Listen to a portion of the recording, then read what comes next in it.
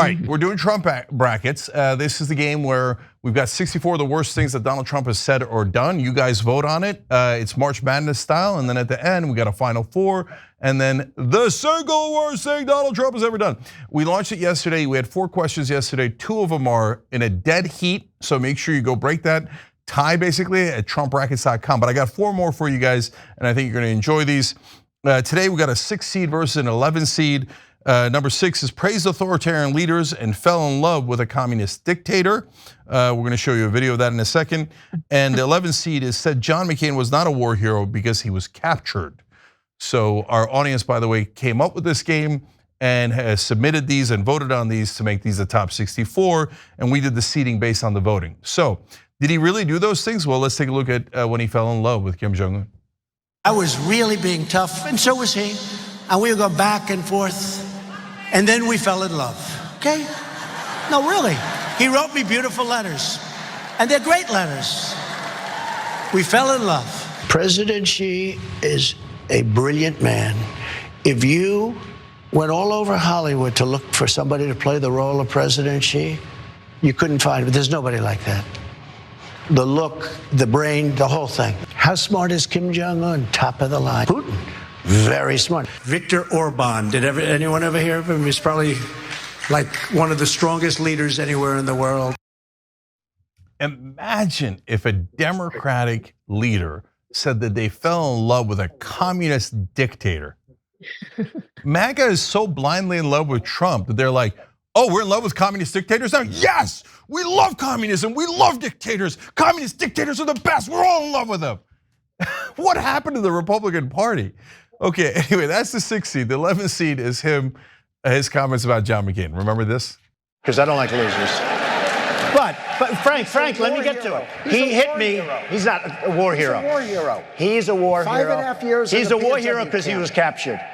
I like people that weren't captured, okay? I hate to tell you. Do you agree with that? He's a war hero because he was captured.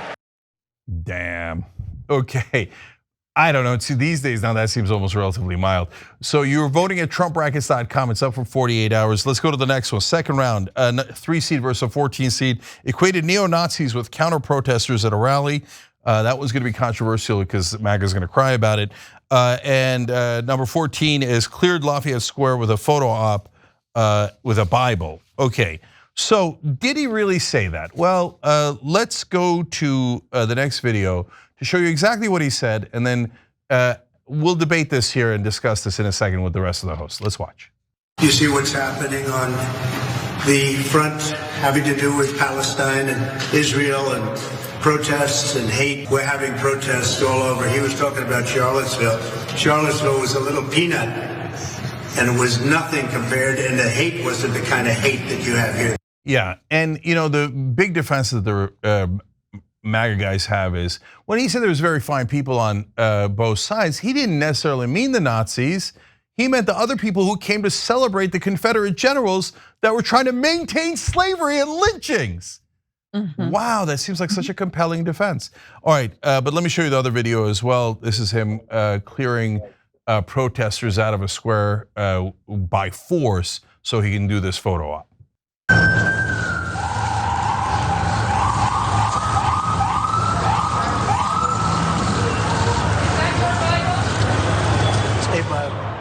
That's only a 14 seed. Or let's pause here to discuss here. So far, what do you guys think? Which ones are winning? So we're all. I'm sorry. You need to explain brackets to me. They have to go head to head. Yeah. So I have to pick in each category. To me, the McCain stuff was real low. It was real terrible, but it's not consequential in a when you praise authoritarian dictators, it says horrible things about your foreign policy, your attitude, your hopes for your own country. That to me wins that bracket. The next is tough. You know, the Bible stunt was truly depraved. Like I just think that was one of the more depraved things he's done. If this were, again, he's done a lot of equating with the protesters. If this were the decent people on both sides about Charlottesville, which I was confused about, that would take the cake for me. But if it's this comparing, anti-genocide protesters, I'm gonna go with the Bible stunt.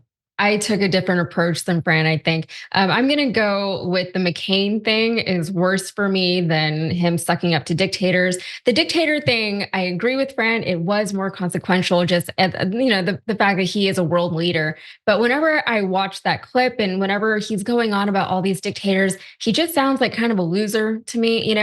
And which is funny because he said in the other video that he doesn't like losers, but he sounds like the not cool kid who is trying so hard to fit in with the cool kids at the table. The cool kids in his mind, of course, are communist dictators.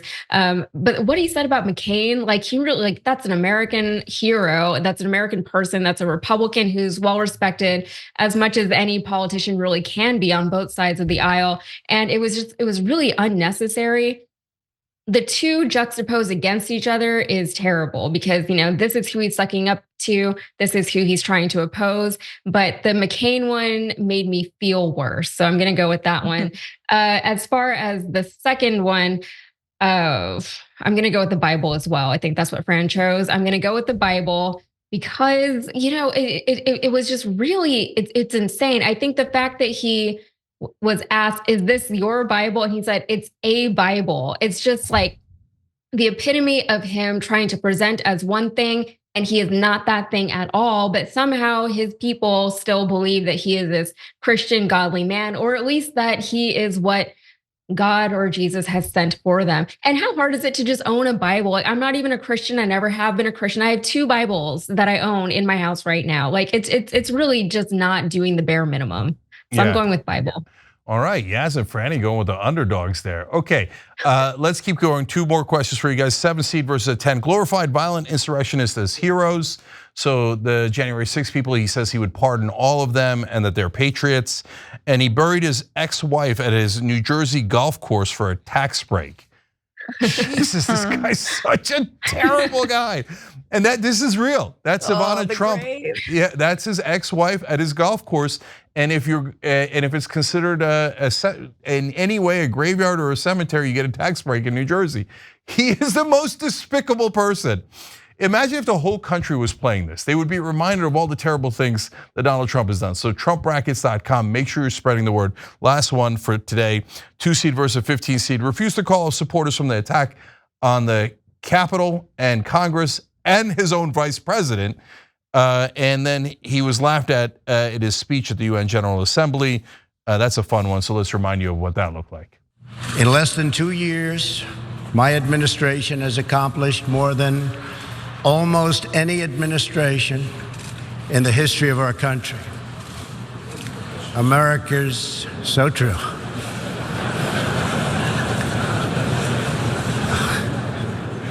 Didn't expect that reaction, but that's okay.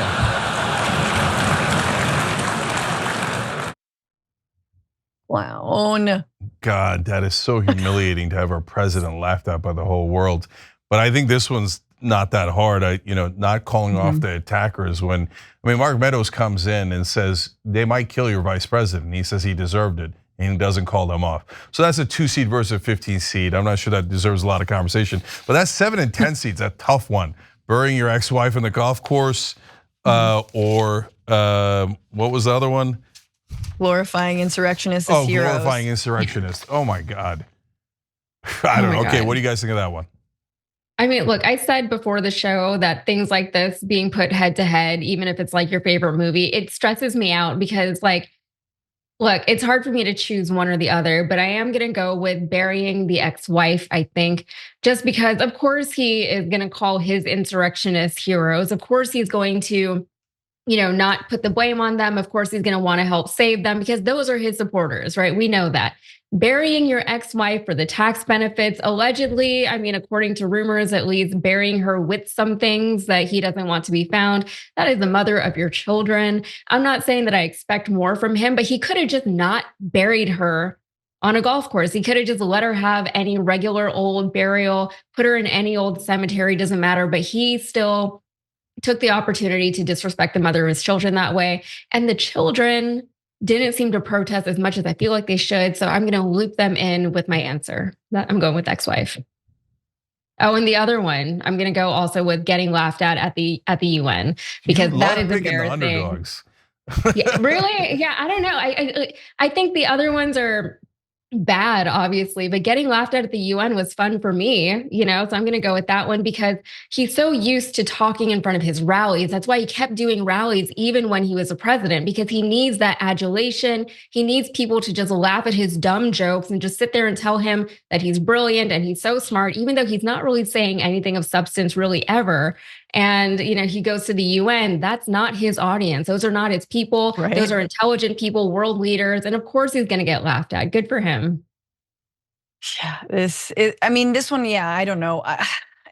I think anything January 6th related has to take the cake, even though, yes, Ivana, and in that grave, just a pauper's grave, truly the cheapest grave. Come on, like what?